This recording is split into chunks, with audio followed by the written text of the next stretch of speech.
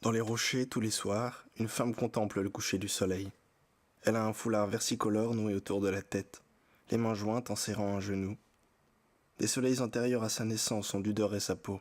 Par les yeux, le cheveu noir, le buste, elle ressemble à l'une de ces bohémiennes ou de ces espagnoles des plus détestables peintures.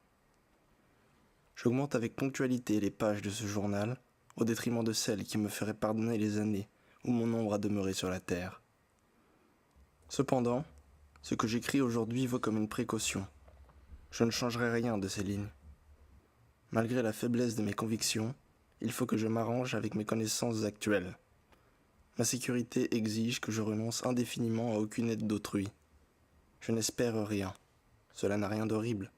Après m'y être résolu, j'ai recouvré la tranquillité. Mais cette femme m'a donné un espoir. Je dois craindre les espoirs. La femme arriva plus tôt que d'habitude. Elle laissa le sac d'où un livre sortait à moitié, sur une roche, et sur une autre, plus plate, elle étendit la couverture. Elle portait une robe de tennis, un foulard presque violet lui enserrait la tête. Elle demeura un moment à regarder la mer, comme assoupie, puis elle se leva et s'en fut prendre le livre. Elle se déplaçait avec cette liberté que nous avons quand nous sommes seuls. Elle passa à l'aller et au retour à côté de mon jardinet. Elle fit semblant de ne pas le voir. Je ne fus pas fâché qu'elle ne le voie pas.